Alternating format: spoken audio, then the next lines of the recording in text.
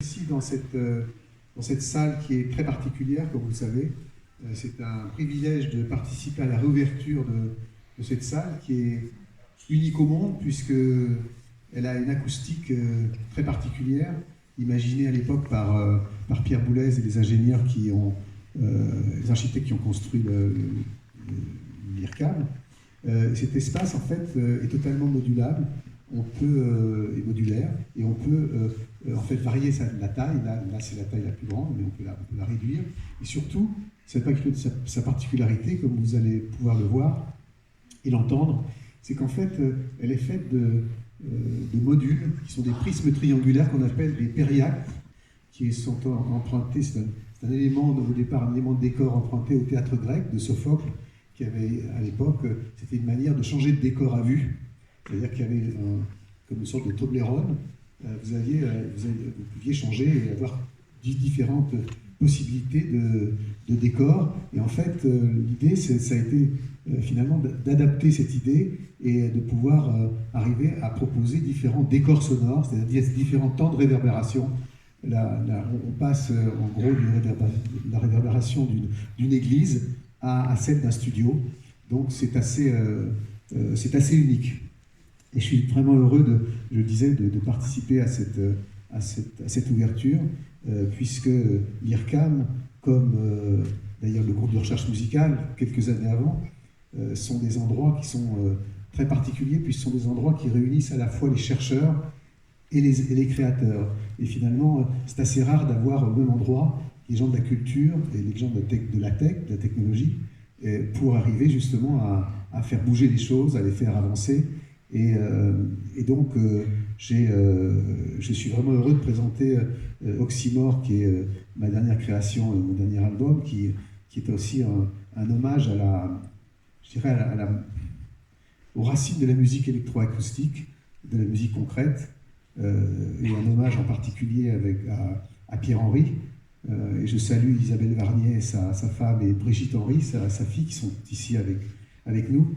Et c'est vrai que les trois Pierres, au fond, Pierre-Henry, Pierre Schaeffer, Pierre Boulez, sont, si j'ose dire, les pierres fondatrices de la manière dont on fait de la musique aujourd'hui, c'est-à-dire l'idée de pouvoir justement mélanger des sons, des bruits au son d'orchestre. C'est quelque chose qui n'existait pas avant eux. Et on leur doit beaucoup, puisqu'aujourd'hui, la quasi-totalité de la musique qui est faite aujourd'hui, on introduit des sons, des sons des bruits et des sons, des effets sonores, qu'on fasse de la musique contemporaine, du jazz, du rock, de la techno, de l'électro. On est habitué, c'est une manière désormais traditionnelle de faire, et c'est à eux qu'on le doit.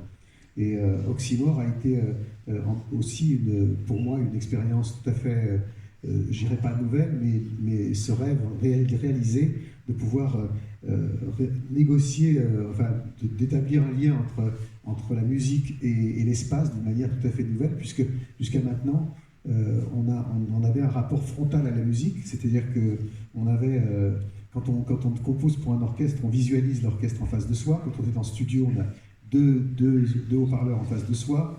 Quand on est au concert, on a ou l'orchestre ou une sono en face de soi. Finalement, on a un rapport frontal pratiquement en 2D avec le son. Et en fait, la technologie aujourd'hui nous permet de pouvoir justement rentrer dans la musique.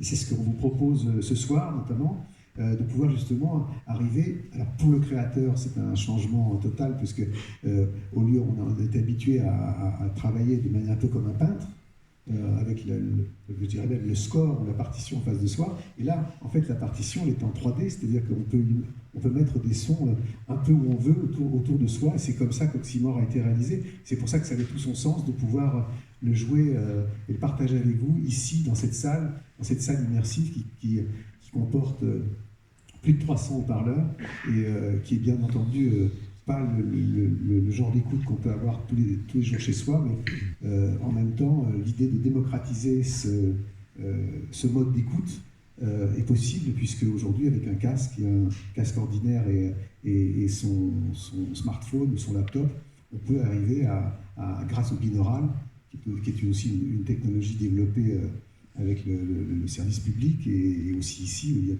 beaucoup de gens qui s'y sont penchés depuis plusieurs décennies, on peut arriver à partager justement cette sensation d'immersion avec chacun.